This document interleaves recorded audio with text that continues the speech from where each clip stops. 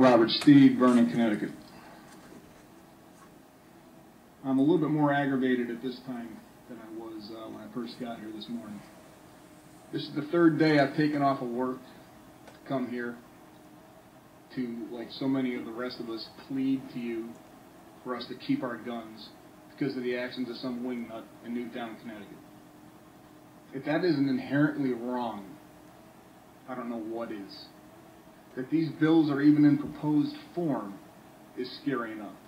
That any of you could be possibly undecided is scary enough. What are you looking at? I applaud those that took so-called Firearms 101. But I can't for the life of me understand how this state can have as many gun laws on the books as it does and have members of its legislature need to take Firearms 101.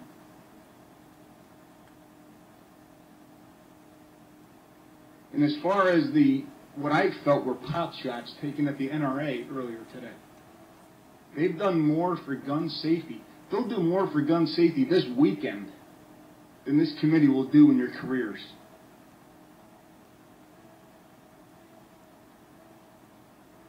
There aren't any gaps in the system every time something goes wrong and every time a crime is committed.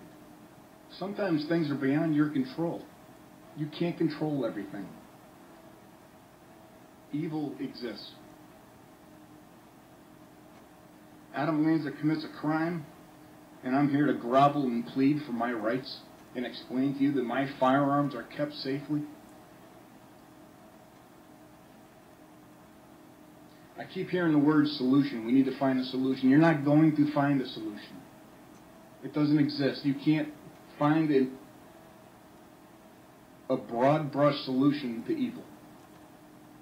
The media introduced Adam Lanza to the world, which he knew was going to happen, which is why he committed the crimes. They created him like they created James Holmes, the Columbine murderers.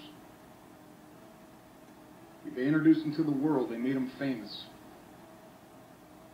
And he got a victory because of the media.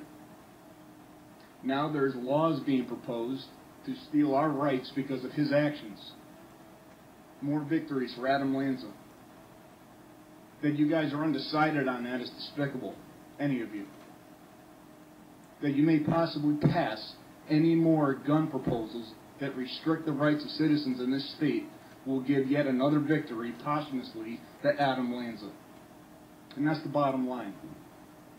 I don't want to restrict the media because they have First Amendment rights, just like I don't want the Second Amendment restricted.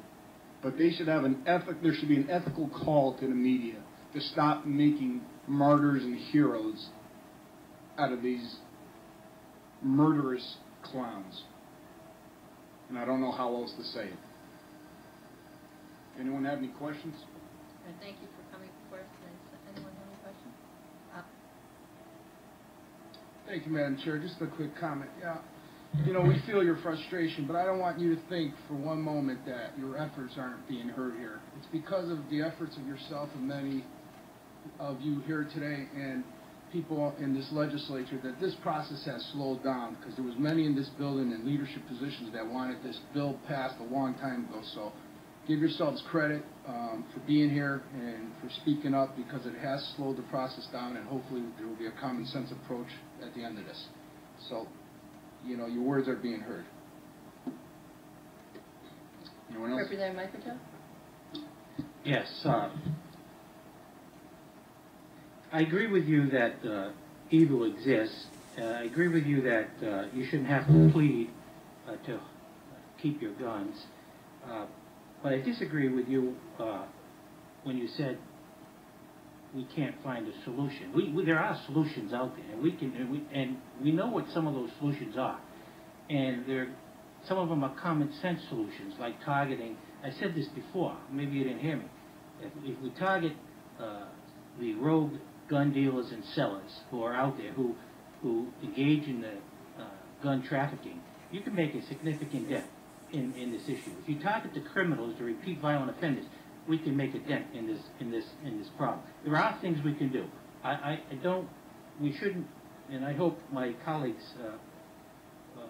will agree that we shouldn't just throw up our hands and say the problem is too complex for us to solve. We can solve this. We're not going to end the violence because we live in an open, free, democratic society. And as long as we live in that open, free, democratic society, you're not going to be able to get a handle on all of the violence that happens in our society. Yes. You'll get a better handle on it maybe in a dictatorship where they just go in and take all your guns and lock down, and they have Big Brother watching all over you everywhere. They got cameras on every corner, cameras in every neighborhood. Then Well, we have some of that going on now. But we don't want to go down that road. So we have to deal with the challenge within this free and open democratic society, and it makes our job much more difficult. But may I follow up with that with one comment? The reason that your jobs are becoming so difficult is that you're coloring outside the lines of constitutional parameter. And that's the bottom line. You are trying to marriage up public safety with constitutional rights. The Constitution did not guarantee public safety. It guaranteed liberty. And sometimes what comes with liberty is tragedy, unfortunately. And that's what happens. Well, I'm going to agree with you on that. I'm going to agree with you on that. Okay. But, don't paint everyone with the same brush. No, but I need to speak to the entire committee. Right. I hear you, but don't paint us all with the same brush. Okay. But that's how we feel that we've been treated. Okay. Anyone else? Thank you very much. Anyone else? All right. Thank you for staying with us.